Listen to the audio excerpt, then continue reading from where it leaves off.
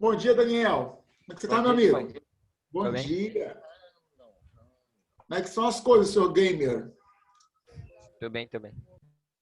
Bom, tio. Felipe, bom dia, Felipe. Você está mascarado assim, Felipe, tudo escuro.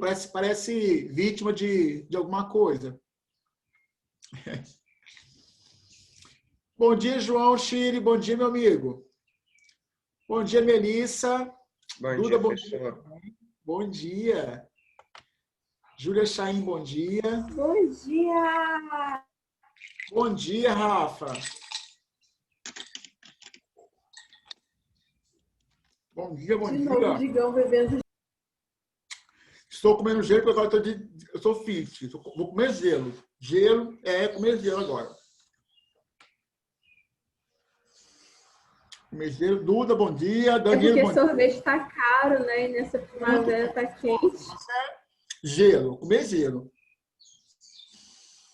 Desse modelo. Daniel, me mata uma curiosidade. Você está só com o Zoom aberto ou você está abrindo várias coisas juntas? Talvez ele esteja abrindo várias coisas juntas. Então não está assistindo uma aula propriamente dito, Mas é que não né? começou ainda, né, Digão? Hã? Não começou ainda. Tranquilo, tudo brincando. Tá suave. Ana Luísa. Cadê? Larissa.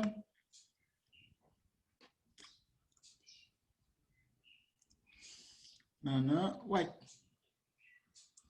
Pessoal, qualquer coisa estranha na sala, me avisem, tá? Para não ficar panguando, moscando. Danilo. Ana Luísa, bom dia, Ana. Bom dia. Danilo, amiguinho, você consegue ligar a sua câmera? Já vou ligar, gigante. Meu celular acabou a bateria, tá caindo. Eu tô esperando ele ligar. Senhor tio. Duda, consegue ligar a sua câmera? Olha. Cadê?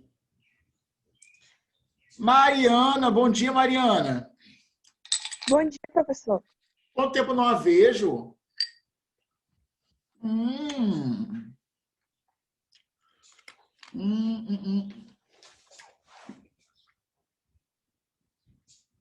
Vitória, Inaê. Bom dia, tio. Bom dia, Júlia.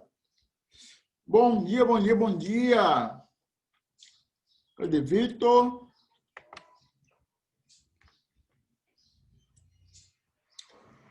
Bom dia, Inaê. Bom dia, Vitória. Bom dia, tio. Bom dia.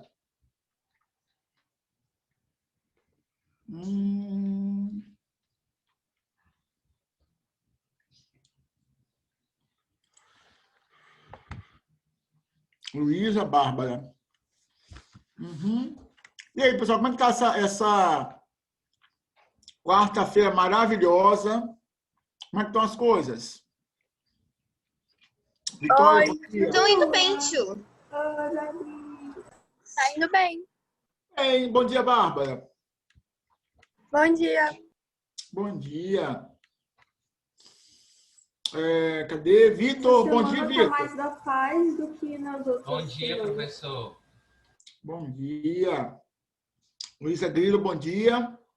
Bom dia, professor. Cadê a sua câmerazinha ligada? Já vou, Mariana peraí. também.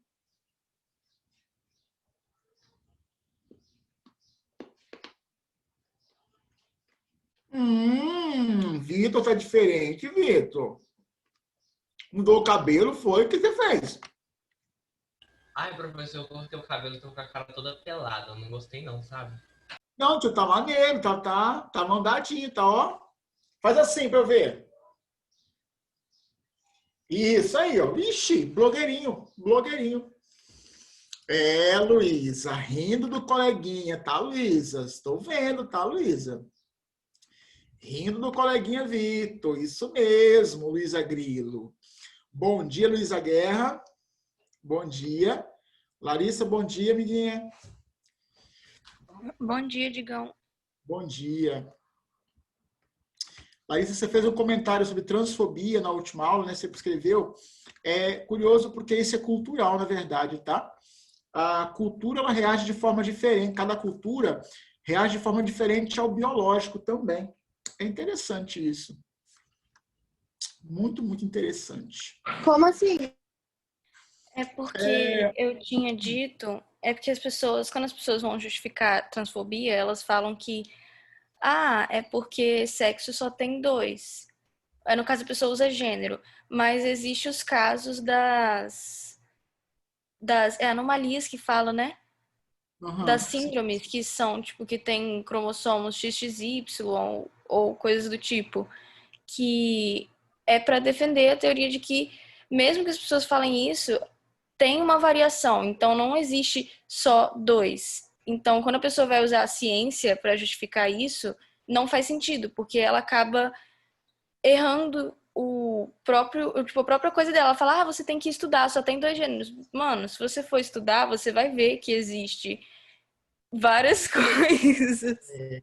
Tem que lembrar, pessoal, que sexo é biológico, gênero é construção social. E tem um monte, né? Gênero é igual o quê, gente? Igual balinha colorida de M&M. Mas tem um monte de cor. É uma confusão só. É muito trem. Bom dia, Professor, Caio. mas gênero eu acho que só tem, tipo, tem homem cis, mulher cis, homem trans, mulher trans e não binário, né? O que é isso de cis? Cara, mas Cis é uma binário pessoa que se tem identifica um com monte. sexo de nascença, Rafa. Tipo, eu nasci, meu gênero feminino e eu me identifico como uma mulher. Eu sou uma mulher cis. Entendi. Ô, Bárbara. Não binário é que não sabe. Não é que não sabe, é que não é nenhum dos dois. Na verdade, não binário é o que... É exatamente isso, ele não é nenhum dos dois. Mas aí o não binário, existe vários outros, tipo, vários. Se eu não me engano, uma faculdade de Nova York, não sei, mas confirmou a existência de mais de 30 gêneros. Então, tipo, o não binário, ele é tipo um guarda-chuva. Então, vai existir muitos outros gêneros dentro. Tipo, gênero fluido, agênero, deixa eu pensar mais em algum, bigênero, várias outras coisas. É porque a minha cabeça agora eu esqueci, mas é tipo isso aí mesmo. Por isso que existe muitos outros. O binário já é uma confusão. Você pensa esse monte, então. Eu tinha esquecido do fluido, dessas coisas assim. Então, rapaz, e é engraçado que existem, claro, determinações que são genéticas, né? Que a gente vai estar vendo aqui, vai ver com mais aprofundamento a questão de traços que são puramente genéticos. Agora, a cultura ela responde de forma diferente. E lembrando, pessoal, quando a gente pensar em biologia, né, a biologia ela trabalha com o sexo biológico. Então, a pessoa ou é macho ou é fêmea, e tem a galera que é hermafrodita, né? No mundo animal tem os hermafroditas, nos vegetais também tem os hermafroditas. Então, no mundo animal você tem o hermafroditismo, no mundo animal você tem, no vegetal tem também. Agora, lembra que no caso do gênero, tem até tem uma universidade no sul do país, a Universidade Federal do Rio Grande do Sul, enorme. Do Departamento de Educação deles, eles têm, no doutorado em educação, existe um segmento de pesquisa que só trabalha com gênero, com construção social de gênero. É bem interessante, tá? O foco dessa linha de pesquisa deles é gênero, só trabalha com isso. Eles trabalham Tem como fazer cirurgia de mudança de sexo pelo SUS, né? Então, tem. Mas aí você tem que ter um tratamento antes, tá? A redefinição sexual, você tem que passar por um acompanhamento psiquiátrico, psicológico, assistente social. Não é assim, eu quero mudar, e vai lá e faz. Participar de um negócio lá de redução de peso, coisas do tipo. No Brasil, mesmo quem faz particular, né, se houver, eu não sei se há particular, mas assim, você tem que fazer um acompanhamento primeiro, né? Não pode, vou redefinir, não. Por isso que muitas pessoas elas saem do país e fazem outros países, né? Vão lá para Tailândia, Coreia, não sei. Aqui no Peru, se não me engano, faz também. Então, as pessoas vão para países que fica mais fácil fazer essa redefinição sexual. No Brasil, você tem um protocolo que se segue, né? A pessoa tem que se consultar, porque, gente, é uma mudança. E também, você sabe que ela tem que começar tipo, a tomar hormônio antes, muito antes? Do que você está falando? Por exemplo, pessoas trans, algumas, né? Porque tem algumas que não tomam, mas algumas pessoas escolhem tomar hormônios, por exemplo, eu sou uma mulher trans, eu tomo hormônios femininos, sabe? Tipo, Sim. aí você sabe se antes de fazer a cirurgia tem que tomar ou a pessoa não precisa tomar para fazer a cirurgia? Então, se a pessoa for arrancar as gônadas, e é o ideal que ela faça isso, ela precisa começar a fazer um tratamento hormonal um pouquinho antes. Porque você pensa que os meninos, né, nós homens, a gente tem os testículos, que além de produzir espermatozoide, produzem também a testosterona. Então, você vai arrancar essa glândula. O seu corpo ele vai ter que ter outro estímulo hormonal para poder manter os traços sexuais. Nesse caso, a pessoa vai fazer uso de hormônios que são femininos. As mulheres que vão tirar o ovário, né? Então, o ovário, além de produzir os ovócitos, eles produzem também, né, liberar os ovócitos, eles vão produzir também os hormônios femininos. Então, ela tem que fazer um tratamento hormonal um pouquinho antes para preparar o corpo para essa mudança hormonal, né? Claro, com acompanhamento de endocrinologista, médico, né? Então, ela vai fazer esse acompanhamento e tratamento hormonal para depois fazer a redefinição dela. Pessoal, é complicado. Igual eu estava dando reprodução agora, vem uns assuntos bem legais no 8º ano. Eu até falei com os meninos, eles estavam perguntando, e eu falei que é complicado, às vezes até tratar de assuntos associados à reprodução humana. É muito mais fácil falar de reprodução animal, de planta, a parte genética é muito mais tranquilo. Quando se fala em reprodução humana que chega a nós, né, muito próximo, alguns têm uma aceitação tranquila de entender que existe mesmo, tem jeito, é biológico, é cultural, não sei. Mas tem gente que não aceita, não. É difícil. Ô, professor, e tipo, esses hormônios eles produzem no ovário, né? Você está falando o sintético ou naturalmente? Não, o natural. É porque eu vi no TikTok uma menina que ela tem uma doença muito rara. Que ela não, tipo assim, produz hormônio feminino. Ela é mulher, mas não produz, tipo, os hormônios. Eu acho que ela não tem os ovários, nenhum dos dois. Ela tem útero, mas não tem os ovários.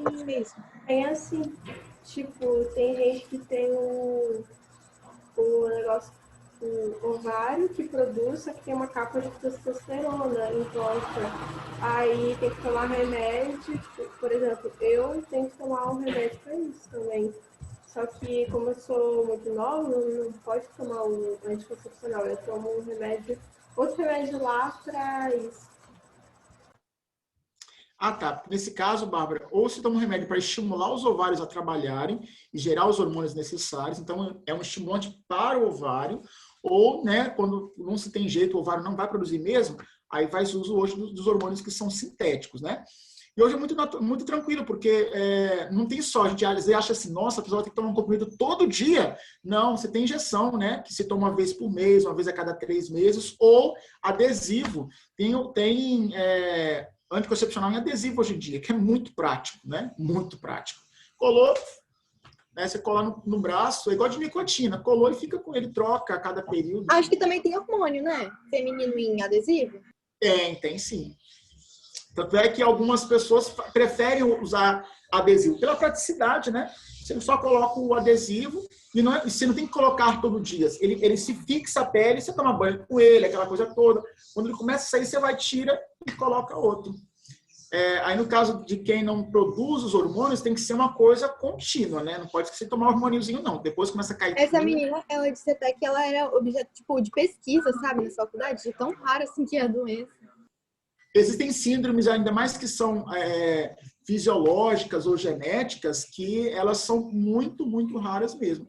É até interessante na área médica. É bem desconhecido. Tem muita coisa em biologia que a gente não sabe. Pessoal, uma observaçãozinha. Às vezes a gente fala assim de...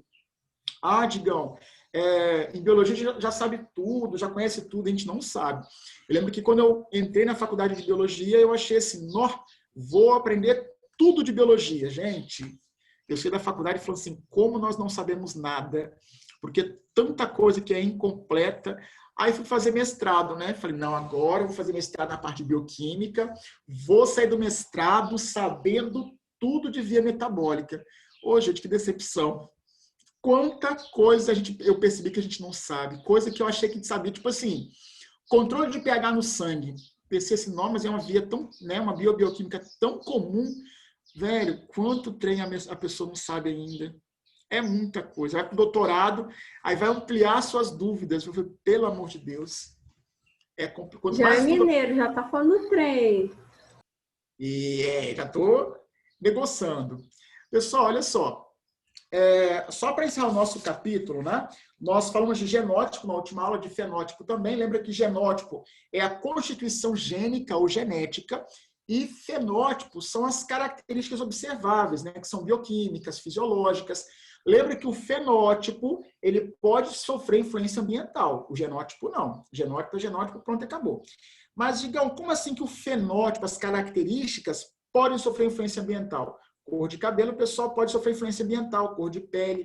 Então, alguns traços podem mudar com o ambiente, outros não. Tipo de sangue. Pessoal, verão, inverno, quente, frio, calor, primavera, outono, o seu tipo sanguíneo é o mesmo, tá? Não vai mudar.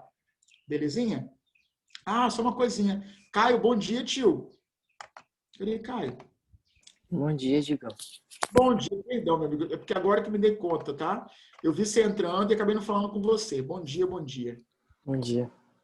Bom dia. Pessoal, a gente já ouviu falar de gêmeos, lembra? De gêmeos que são monozigóticos, né? E os fraternos ou dizigóticos. Lembrando, pessoal, que os gêmeos que são monozigóticos, eles são gêmeos idênticos, tá?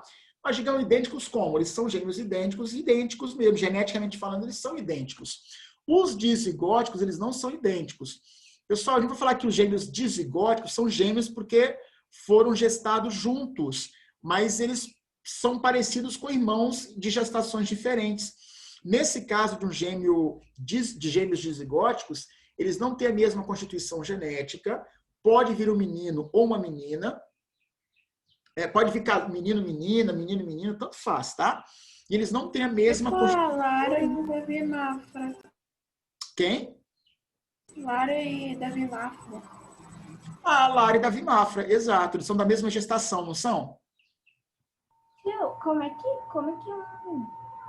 um espermatozoide vira duas pessoas?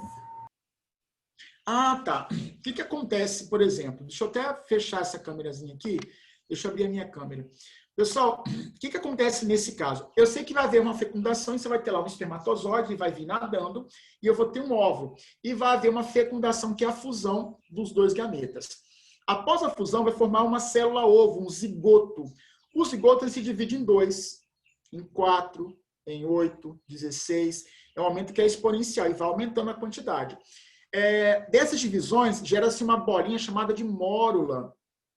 Essa mórula é um bolinho de célula, parece uma morazinha, tá? A mórula é um bolinho de células que vai se movimentando em direção ao útero. Então, ela vai, tipo, passando pelos cílios da tuba uterina até chegar ao útero. Durante esse movimento, a mórula ela pode se partir. Então, é como se ela fosse sendo empurrada, ela vai quicando, sendo empurrada até a região do útero. Lembrando, a fecundação aconteceu na tuba uterina, certo? Então, fecundou na tuba uterina e começou as divisões. O que chega no útero é um bolinho de células, tá bom? Né? Um bolinho de células com uma cavidade interna. Mas, da tuba uterina até o útero, durante esse movimento, pode acontecer que esse bolinho acabe se fragmentando, ele vai se partindo em função do movimento, ele vai sendo empurrado por cílios, vai quicando e vai se movimentando. Então, pode acontecer, isso é casual, dele se partir. Ele se partindo, eu vou ter 2 bolinhos de células. Lembrando, era um zigoto só, formado pela fecundação de um óvulo e um espermatozoide. Formou o zigoto, ele foi se dividindo e foi se movimentando, se dividindo e se movimentando. Enquanto ele se movimentava e se dividia, num dado momento ele pode se partir sem querer, tá? Quando ele se parte, eu vou ter 2 bolinhos de células. Aí eu vou ter gêmeos que são idênticos, tá? Essa divisão, ela é casual e aleatória, tá bom, pessoal? Aconteceu. Professor, nesse caso, os gêmeos, cada um deles tem uma bolsa amniótica para um? Tipo, ou eles dividem a mesma bolsa? Então, pode acontecer deles estarem numa mesma bolsa, é possível, ou em bolsas separadas, tá? Pode acontecer. No caso dos gêmeos que são dizigóticos, que são separados, eles ocupam bolsas que são separadas também, tá? O que com certeza é separado são os cordões umbilicais, né? Você pode ter placentas muito juntinhas, muito próximas, mas cada um vai ter o seu cordão umbilical. Pode acontecer também, tá, Bárbara? Nós temos gêmeos que são siameses. Já ouviram falar de gêmeos siameses? Que nascem colados? Mas, digamos, como é possível gêmeo siamês? Lembra que é um bolinho que a célula vai se dividir em 2, 4, 8, 16, mas enquanto ela se divide, ela está em movimento, ela está quicando em direção ao útero. Tem que lembrar o seguinte, são acontecimentos que são concomitantes, acontecem juntos. Então, você tem a divisão celular acontecendo e o movimento em direção ao útero também acontecendo, isso ao mesmo tempo. Então, pensa o seguinte, né? Ela vai começar a se partir e, por um acaso, ela para de se partir no meio do caminho. E aí? Eles vão nascer siameses. Dependendo da região que ficou grudada, né? Os dois bolinhos ficaram unidos por uma pontezinha de células, aí você tem aquelas crianças que nascem com a cabecinha grudada, com o quadril grudadinho, com o tronco grudado. Mas, Digão, ficou muito grudado. Então, os gêmeos eles vão nascer muito grudados. Eles podem dividir o mesmo intestino, né, a mesma caixa torácica, às vezes quase que o mesmo coração. Existem casos, pessoal, que a divisão de tecido nervoso, né, os dois cérebros são muito unidos, não dá para separar um do outro, tá? É bem complicadinho. Quando é possível a separação, faça uma cirurgia, né, um período depois do nascimento para poder separar. Mas, assim, nem sempre é possível uma cirurgia ser feita. Algumas culturas aceitam até bem os siameses. Vocês vão ver que os indianos, eles não... Indiano, eles são muito... Tudo que nasce, eles vão lá e idolatra. Isso... Verdade, pessoal. Shiva tem 8 braços. Então, assim, tem o siamês, é divindade, tá ótimo, tá lindo, né? Ganesha tem um monte de braço também, tá ótimo, maravilhoso. Então, eles aproveitam, já incorporam a cultura, é um semideus, é uma deidade, é uma divindade, tá lindo, tá? Então, representante divino na Terra. É um presente, Indiano, a Índia é um planeta diferente do que um país, não pode ser não. Vocês já viram o TikTok indiano? Gente, não. É uma coisa perfeita. É coisa de outro mundo. É incrível. É uma área diferente da internet. Mas o TikTok é um bonito da Índia. Pessoal, por falar, a gente falou de siameses agora de gêmeos, uma curiosidade. Os gêmeos que são dizigóticos, eles não são parecidos geneticamente, beleza? E os monozigóticos, eu consigo diferenciar um do outro por um exame de DNA? Não tem como, pessoal. Então, ó, se um cometeu o crime e o outro também, se eu for tentar separar os dois por carga genética, lascou. Eu não sei se eu contei para vocês, ano passado... Gamer. Fazer o quê? CSI. Então, vamos até aproveitar essa ideia. Mas, por exemplo, pessoal, digamos que dois rapazes, né, gêmeos idênticos, eles engravidaram a menina, né? Um dos dois engravidou a menina. E aí, eu quero saber quem é o pai. E os dois afirmam não ser o pai. Como é que eu faço essa separação dos dois? Qual é que eu vou distinguir? Muito difícil, porém, eu sei como diferenciar os gêmeos, que é através dos anticorpos. Cada um tem um anticorpo diferente. Sim. Eles podem ter parecidos, mas anticorpo é um perfil único em cada pessoa. Eu não sei se isso passa para o feto, mas... O DNA dos dois irmãos vai ser igual? Quando eles são monozigóticos, Bárbara, eles são idênticos geneticamente. Quando eu falo idêntico, é idêntico, tá? Não dá para diferenciar os dois por exame de DNA, paternidade, não dá para diferenciar. E aí vai fazer o quê? Esses dois, e os dois pagam pensão. Eu vou procurar, tem uma reportagem, pessoal, agora eu não sei se eles resolveram, já deve ter resolvido isso. É uma reportagem que foi, eu vou procurar a reportagem bonitinha, que aconteceu algo parecido. Tipo assim, uma menina, ela né, namorou um rapaz, né, que tinha um irmão gêmeo, e acho que o irmão gêmeo também ficou com ela. Não entendi, foi meio bagunçado. Só que na confusão, a menina engravidou de um dos dois. Só que os dois, um vai falar assim, ó, o filho não é meu. O outro fala a mesma coisa, o filho não é meu. Aí vai falar assim, faz teste de paternidade. Não tem como fazer no caso deles, porque eles são idênticos geneticamente. Se eu fizer aí o teste, tem que fazer interrogatório? Eu não sei o que eles resolveram. Eu vou procurar a reportagem. Nossa, velho. Eu lembro, a menina assim, meu Deus. E nenhum dos dois queria assumir a paternidade. Eu falei, meu Deus, que confusão, não tinha como. Não dá, porque eles têm a mesma constituição genética. Os gêmeos idênticos, monozigóticos, eles são clones naturais. Isso me lembrou um post no Instagram falando que se duas irmãs gêmeas se casarem com dois irmãos gêmeos, sabe? Cada um casal, os filhos, respectivamente, de cada casal vão ser, como é que é? Geneticamente, irmãos? Muito próximo, tipo irmãos. A proximidade é muito grande. Uma coisa muito próxima mesmo, tipo irmãos. Muito próximo. Eu achei isso incrível. Essas questões assim são complicadinhas, tá, de resolver quando se trata de gêmeos idênticos, porque eles têm a mesma constituição genética. Então, a gente consegue diferenciar indivíduos pela digital, por anticorpos, né? Claro que, pessoal, quando eu penso em exame de DNA, eu vou pensar que eu consigo diferenciar alguém pela carga genética. No caso dos gêmeos que são idênticos, isso é muito complicado, tá? Igual a Júlia comentou. Digamos, o DNA é o mesmo. E os anticorpos? Aí já é uma coisa mais única. Digamos, e as digitais? Cada gêmeo tem o seu. As digitais não são idênticas, não. Ninguém tem a mesma digital nesse caso. Mas, assim, o DNA, a constituição genética é a mesma, porque eles são derivados do mesmo óvulo, do mesmo espermatozoide, do mesmo zigoto ou célula-ovo. Então, é complicado. É bem difícil mesmo, tá? Pessoal, pensando na questão de genética, que vai ser o nosso assunto recorrente agora, nós vamos aprender a fazer cruzamentos para prever algumas características da prole, da filiação. Então, nós vamos, a partir do próximo capítulo, ver como é que eu consigo prever se alguém vai nascer com alguma anomalia genética ou não, cor de olho, cor de cabelo, altura, em alguns casos, né? Então, a gente consegue fazer uma previsão da prole, dos filhos. Lembra que hoje em dia, pessoal, com o avanço da genética, eu consigo prever com muita antecedência algumas doenças, se a pessoa vai ter ou não vai ter. Tá bom? Pensando, pessoal, na questão... Obrigado, tio. Oi? Obrigado, tio. De nada, meu amigo. Bem-vindo. Vamos pensar o seguinte, pessoal.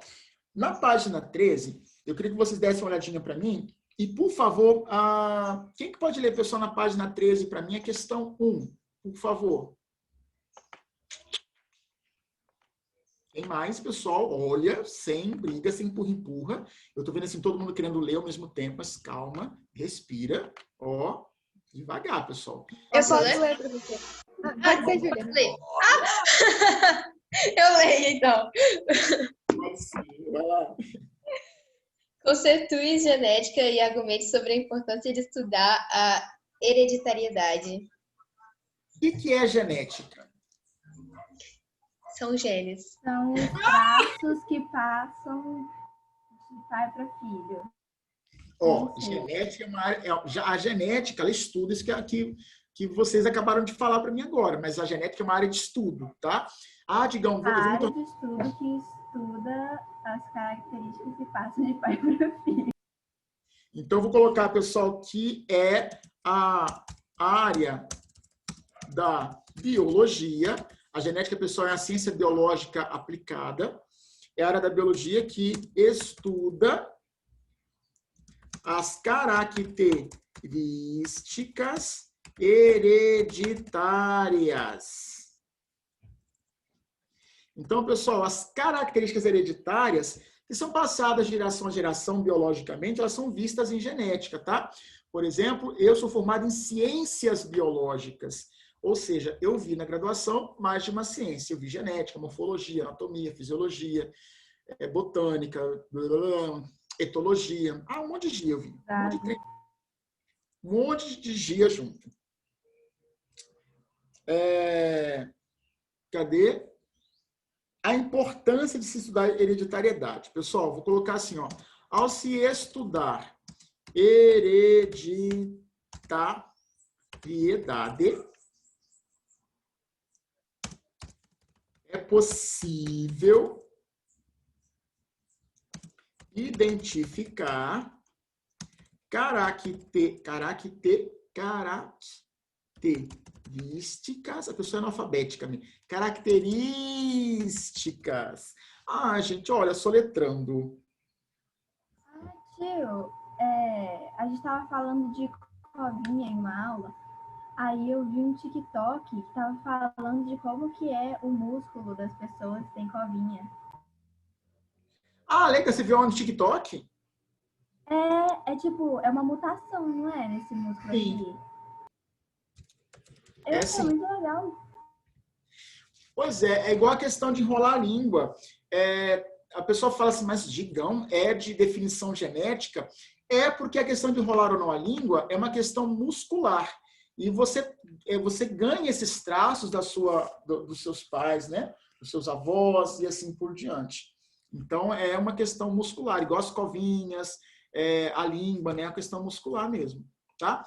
Pessoal, então vou lembrar que genética é uma área de estudo da biologia que trabalha com hereditariedade e estudando esses traços que são hereditários, eu posso identificar o que vai ser passado às gerações seguintes, incluindo algumas doenças. Então, lembra? Digamos, Alzheimer. Então, Alzheimer, pessoal, hoje em dia você consegue saber se você porta ou não gene associado a essa anomalia, né? Bem como Parkinson e outras doenças. Os núcleos de estudos, pessoal, no Brasil e no mundo, genéticos, trabalham muito com doença. A doutora Maiana, por exemplo, na USP, que é uma geneticista de renome, né, no mundo todo, ela trabalha, eu esqueci a síndrome que ela trabalha, velho. Ela trabalha com síndrome de Turner. Ela trabalha com uma síndrome cromosômica muito conhecida, né? Além, de, claro, de outras questões que são genéticas. Ela fez biologia, e ela acabou fazendo doutorado, mestrado, doutorado na área de genética e trabalha com isso até hoje. E dá aula disso também, só de genética mesmo. Tá? Uma área de estudo bem legal, bem interessante. Professor, a minha tia, ela trabalhava em pesquisas com a doença de Chagas e agora ela está trabalhando com Alzheimer. Isso é genética? Então, o que acontece? Ela pode trabalhar fatores que são genéticos, fisiológicos ou bioquímicos, né?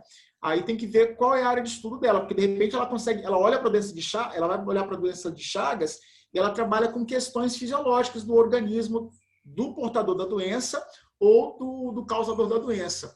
Ou ela trabalha com sequenciamento genético, aí tem que ver qual é a área de concentração dela. Sua tia faz o quê, Bárbara? Ela é professora universitária, só que ela também está trabalhando nessa pesquisa. Mas eu acho que ela fez faculdade de farmácia, mas não sei, ela fez vários doutorados, então não sei. Massa. Então, aí tem que ver. Às vezes acontece a pessoa, por exemplo, eu trabalho com doença de Chagas, mas eu trabalho só aspectos genéticos do causador da doença. Eu trabalho com doença de Chagas, eu trabalho com questões bioquímicas, ou eu trabalho com questões fisiológicas. A minha orientadora de mestrado, ela trabalhava com... gente, eu esqueci. Ela trabalhava com a doença também. Mas ela só trabalhava com aspectos bioquímicos. Aí tinha alguém no grupo de pesquisas dela que trabalhava com aspectos genéticos, né? Era um grupo bem grande. Mas cada um com uma especialidade para aquela doença. Aí depende, né, no que ela se especializou. Se foi genética, bioquímica, fisiologia, anatomia. É aquela que falava treino para tudo? Aham.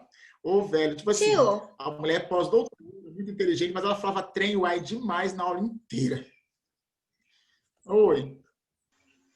Patologia. O que é patologia especificamente? Porque eu já ouvi tanto esse termo em CSI. A patologia, ela está associada a uma doença, tá? Então, quando você fala assim, um agente patológico é um agente causador de doença. Uma patologia, ela vem a ser uma doença, né? Uma perturbação do organismo. Então, por exemplo, Digão, eu peguei pé de atleta, que é uma micose que dá entre os dedos, na virilha, às vezes. O pé de atleta é causado por um organismo patológico, né? Um ser patológico, causador no caso de um tumor, para saber se ele é benéfico ou maléfico, eles mandam para a patologia? Mandam para... na verdade, é feita uma biópsia. A patologia está associada a uma doença causada por alguém. Alguém que eu falo, um organismo. Então, por exemplo... um terceiro agente. Ele é um agente patológico, patogênico, né? É um causador de doença. Ele causa uma patologia. Quem trabalha com patologia, que é uma área da medicina, da saúde, trabalha com doenças causadas por um terceiro, né? Por um organismo. Entendi. Mas desse jeito. Velho, agora, a gente falando agora de professores, eu tive um professor também, hondurenho. Só que ele veio para o Brasil, ele veio para o Brasil fazer doutorado e acabou ficando, né? Aí fez pós-doutorado, mas assim, ele não falava português direito, e eu não sei nem como é que ele defendeu o doutorado dele lá na Federal de Viçosa. Aí, tendo aula com ele, velho, só que os slides dele, na época era slide que eu falo, era slide. Caramba, né? foi assim que você aprendeu a ser poliglota, tio? Mas, Rafaela, os slides eram em espanhol, ele falava em espanhol, ele falava correndo, era um desespero a aula dele, e ele achava que estava... Ele falava espanhol. Quem fala espanhol normalmente fala muito rápido. Eu fico imaginando a confusão. Tipo, por ele estar no Brasil, se ele falasse em espanhol devagar, talvez daria para entender. Mas se falar rápido em espanhol, meu Deus. Na aula de fisiologia. Mas você fez em Viçosa, né? Viçosa até desenvolvida. Mas meu irmão faz em Manhuaçu. Manhuaçu é mato. Aí é tipo, é trem, é uai, eles falam meio assim. Eu não entendo nada que mineiro fala. A gente sofre com alguns professores, às vezes, na graduação e na pós. Pessoal, estabeleça a diferença entre genótipo e fenótipo. O que é genótipo? Ai, calma. Genótipo é a construção genética e tem fenótipo são as diferença. características observadas e podem ser influenciadas pelo ambiente. Então, vamos lá. Eu Genótipo anotei. representa o que? Você falou? A constituição genética. Então, genética. Pessoal, está associado a Eugênio, só vou completar. E o fenótipo é o que você falou? São as características observadas. Então, que podem ser influenciadas são pelo as ambiente. características que observadas no indivíduo, observadas em um indivíduo. Pessoal, essas características nem sempre elas são vistas a olho nu. Então, tipo de sangue é fenótipo, você não consegue enxergar. Eu consigo mensurar tipo sanguíneo, tá? Então, nessas características observadas, eu observo, pessoal, por exames clínicos, bioquímicos, exames físicos, olhando mesmo. Então, um fenótipo, cor de pele. Um fenótipo, tipo de sangue. Um fenótipo, até que altura você cresce, por exemplo, algumas doenças. Então, tem coisa que é observável olho nu e tem coisa que não, tá? Tem coisa que você tem que mensurar por uma análise laboratorial. Ok? Bárbara, quem passou aí atrás foi Roberto? De camisa azul aí atrás. Ele está matando aula, seu irmão está matando aula? Já acabou A aula dele? dele acaba mais cedo. Ah, tá, porque eu não dou as últimas aulas para eles, não. Senhor. Pessoal, tranquilo, né? Então, genótipo, constituição genética, e o fenótipo são as características físicas, bioquímicas, fisiológicas. Belezinha? Posso passar minha página, pessoal? Senhor Roberto, bom dia, tio. Fala. Ele, Digão, você falou que tinha acabado de copiar, podia ir. Saiu da minha aula vazado, correndo. Eu escutei. Uai, eu tinha acabado de copiar, pô. Eu falei assim, pode, Roberto. Gay? Como assim? Que pressa é essa?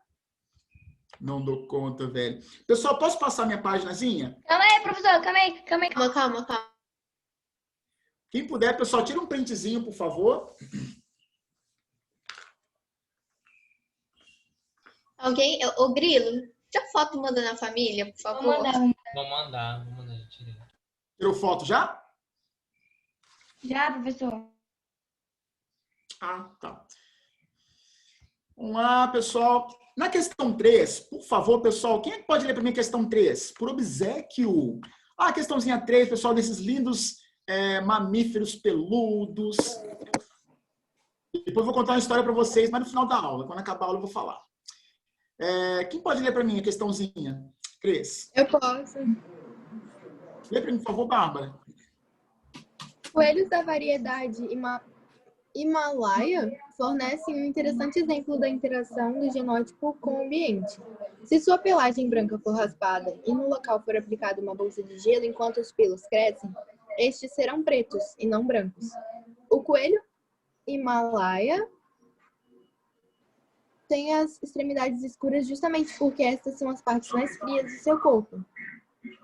A imagem representa um experimento que foi utilizado para comprovar tal informação. Tomando como base que você estudou sobre fenótipo e genótipo, explique o resultado do experimento sobre a influência do ambiente em algumas características dos indivíduos, dizendo a que se associa. Obrigado. Pessoal, olha só, o coelhinho Himalaia, vocês perceberam que se eu pego e raspo lá o coelhinho, aí mostrando o desenho, o dorso dele, raspou o dorso e colocou um gelinho em cima, aí em cima cresce pelinho preto.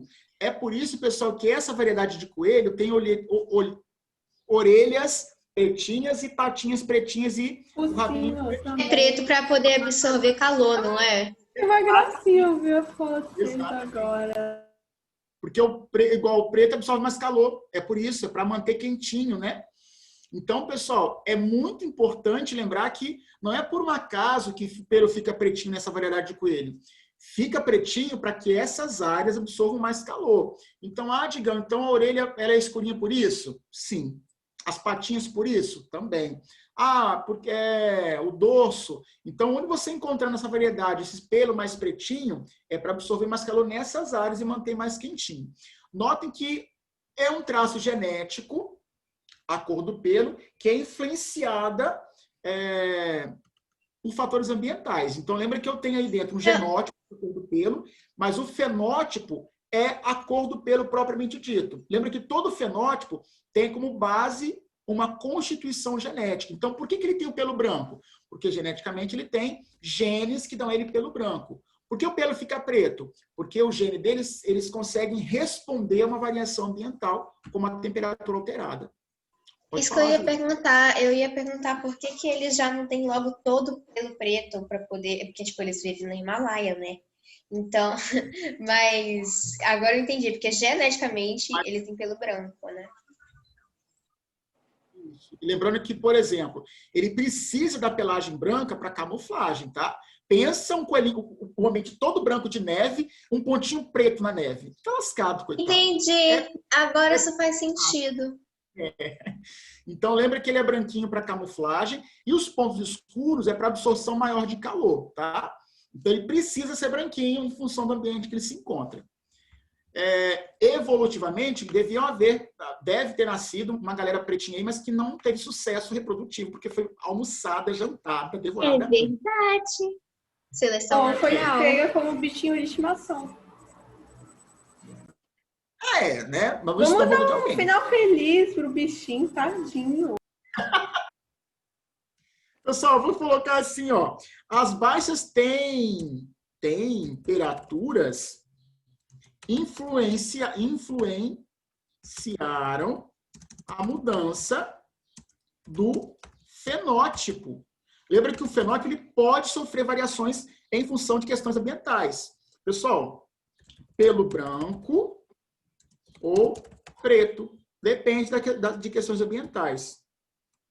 Mas não alteraram o genótipo. Então, a constituição genética, ela não vai mudar porque ficou quente ou frio.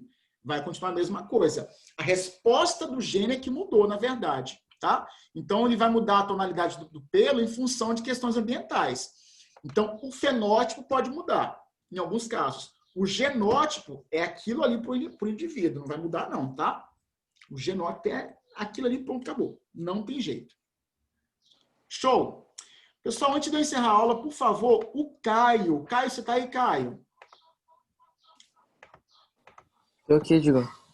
Pio, só para encerrar, lê a questão 4 para mim, para eu terminar os para-sala. Mendel decidiu estudar a ervilha de cheiro devido à facilidade de cultivo, a possibilidade da polinização controlada e a disponibilidade de variedades com características diferentes.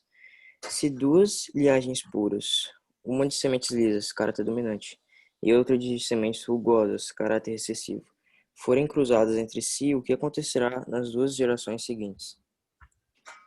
Obrigado, tio. Pessoal, vou subir aqui um pouquinho só para poder enxergar o que acontece. Eu tirei um print da tela, tá bom? Pessoal, eu quero que vocês destaquem, por favor, nessa questão para mim, que eu vou encontrar, ó, sementes lisas, que é um caráter dominante, com sementes rugosas, que é um caráter recessivo. Então, pessoal, lembra, eu vou ter aqui alguém que só tem caráter dominante com alguém que só tem caráter recessivo. Os filhotes, a primeira geração, né, a prole, ela vai vir como? Caráter dominante, né? Em sementes lisas. As características vão ser dominantes e não recessivas. Mas, Gigão, ele vai portar o alelo recessivo? Vai. Ele vai ser portador do alelo recessivo, mas a característica que vai aparecer é o dominante. Ou seja, na primeira ninhada, né, na primeira prole, todo mundo vai ser liso. Aí, depois da segunda geração, já começa a aparecer a galerinha que é rugosa de novo, tá? Mas, assim, essa primeira geração, pessoal, lembra que ela vai ser toda dominante. Ela vai ser portadora do alelo recessivo, mas a característica que ela vai expressar é do dominante. O caráter recessivo não reaparecerá, pessoal. Vai reaparecer, sim, a partir da segunda geração desse cruzamento. A primeira não vai ter isso, não, tá?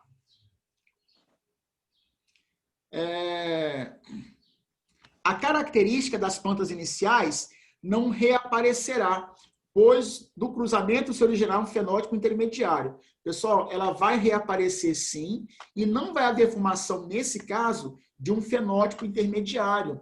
O que vai acontecer é que o dominante vai aparecer primeiro, e numa próxima geração, o recessivo ele reaparece. Tá bom? Logo, pessoal, a letra D é correta, ó. Na primeira geração, todos os descendentes terão fenótipo dominante. Após o cruzamento da primeira geração entre si, o caráter recessivo volta a reaparecer. Verdade. Verdade, verdade. Tá? Pessoal, quem já riscou aí, quem já marcou, tá liberado da aula, porque já deu o nosso horáriozinho, tá bom? Tchau, tchau. Bom almoço. Tchau. Obrigado, hein? Eu ia falar algumas que eu esqueci até o que é, velho.